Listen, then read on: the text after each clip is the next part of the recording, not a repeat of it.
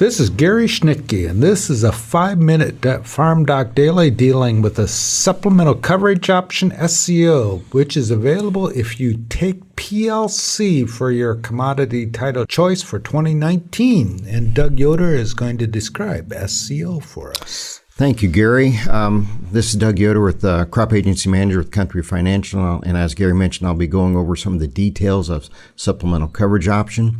This is extra crop insurance coverage. Crop insurance users can consider adding on top of their farm level coverage. It was first made available in the 2014 Farm Bill, and it's been reauthorized in the 2018 Farm Bill. And as Gary indicated, it's only available to those farms that select PLC starting in 2020 and beyond. Now, even though it's tied to your Farm Bill selection with FSA, it's still extra crop insurance, so you would buy it from your crop insurance agent if you do want it. As I mentioned before, it's county level coverage. It's only available if you first purchased farm level coverage such as yield protection or revenue protection.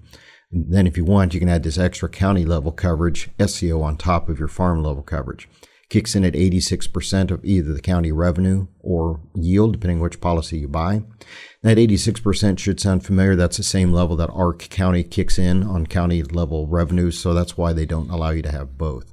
So obviously the county has to lose county numbers have to either lose 14% of revenue or yield before a claim would kick in on this. Since this is county-based crop insurance coverage, it's going to operate very similarly to what we called Ag Risk Protection, ARP, what used to be known as GRIP as far as county-based crop insurance use. However, there is no protection level or multiplier such as county-level policies do have. It's available for all counties in Illinois for corn, beans, and wheat, and it simply matches what you purchase. For example, if you buy revenue protection like most Illinois farmers do, that's farm level revenue protection. If you add SCO on top of that, you'd be getting extra county level revenue coverage. Kicks in at 86%, as I mentioned, matches your underlying protection, and it simply goes down to your level of protection. This can be fairly inexpensive, depending on which county you're in, of course. It's county level coverage, which makes it somewhat more inexpensive than farm level policies to begin with, and it's highly subsidized. 65% of the premium is subsidized. One distinction to make, though, is even though it's tied to your ARC PLC choice, ARC and PLC gives you protection on your base acreage on that FSA farm. SCO is extra crop insurance, so it gives you extra protection on what you actually plant that year. And unlike the ARC options, there is no payment limits, no AGI eligibility test. It does eliminate ARC as an option, as I mentioned, and that wasn't an issue in 2019. In 2019, since we were transitioning in between farm bills and no farm were technically signed up yet for either ARC or PLC, USDA gave us a 1-year free pass, so to speak. They said that everybody could consider purchasing SCO, and we had a fair amount purchased in Illinois in 2019.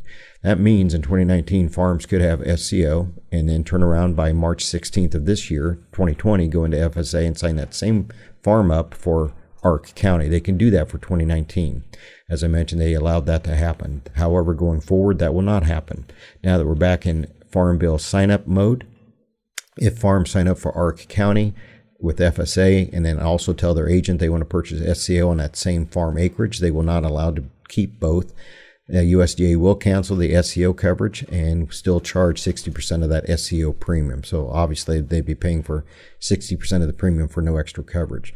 Now this was, in my opinion, not a serious concern back in the 2014 Farm Bill. That Farm Bill was a 5-year decision. You could choose ARC or PLC once, and you couldn't change your mind for 5 crop years. This Farm Bill, this new Farm Bill, provides farmers and landowners much enhanced flexibility. They can change from Ark County to PLC or vice versa from one crop year to the next.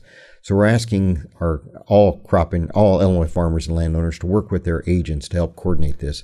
Crop insurance agents will not be notified of which farm program the farm is in. Nothing that crop agents receive from FSA indicates what program the farm is in.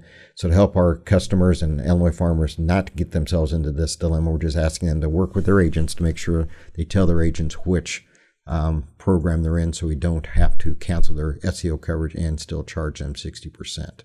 Since it's county-based coverage, there is no replant or prevent plant coverage on this since it's county-based.